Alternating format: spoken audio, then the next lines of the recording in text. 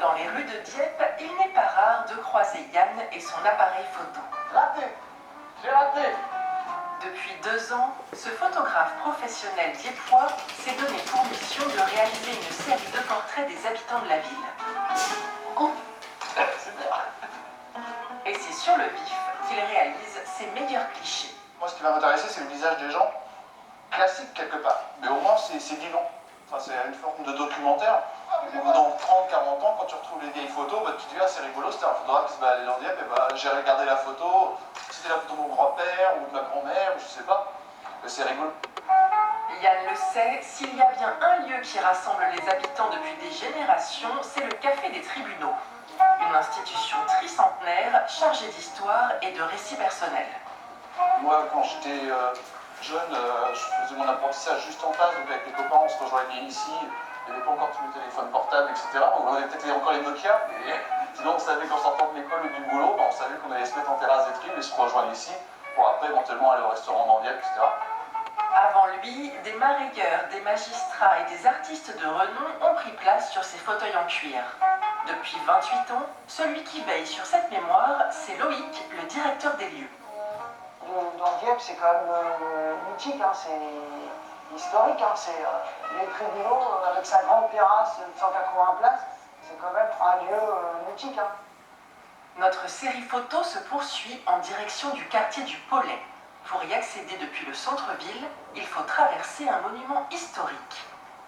Donc nous on va là-bas, au deuxième pont. On a le premier pont, on a le deuxième pont, on va au deuxième pont. Le pont Colbert est une prouesse technique mise en service en 1889. C'est le seul pont tournant d'Europe.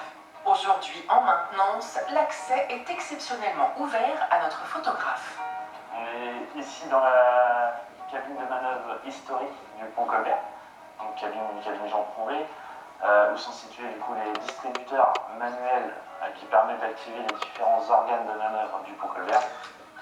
Combien il y a de ponts tournants comme ça équivalents en France? Aucun, c'est le dernier pont de ce type qui fonctionne comme ça en France, qui fait 70 mètres de long, qui a une structure rivetée à chaud, qui a un certain esthétisme. C'est à marée haute, quand les bateaux rentrent au port, que le pont se met habituellement à tourner. Une innovation de style Eiffel qui, 2 siècles plus tard, continue de fasciner.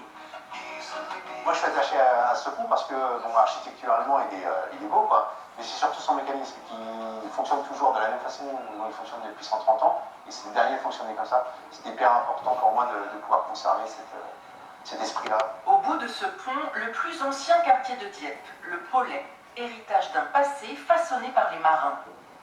Salut Yann, Salut! ça va? Ouais, la forme? Bah ouais, ça va et toi? Bon, on se prépare, on est prêt? Allez, C'est là-haut? on est prêts. La série photo se conclut avec Laura. Née à Dieppe, après plusieurs années passées à l'étranger, elle est revenue vivre dans son quartier d'enfance. Je pense que je t'apprends rien Yann, je sais très bien que le quartier du Pollet, c'est véritablement le quartier historique des pêcheurs et des gens de mer. Et on est vraiment ici dans un quartier qui a préservé son caractère authentique et historique parce qu'il a justement échappé aux différentes attaques qu'a pu subir la ville, ce qui explique qu'on a encore ici des constructions vraiment anciennes qui ont été faites à partir de silex et de briques.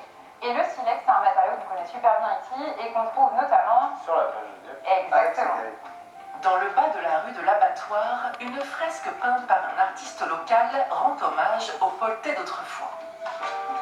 Alors cette fresque, elle représente 2 pêcheurs poltais, un couple on imagine, hein, donc madame et monsieur, vêtus du costume traditionnel de pêcheur poltais.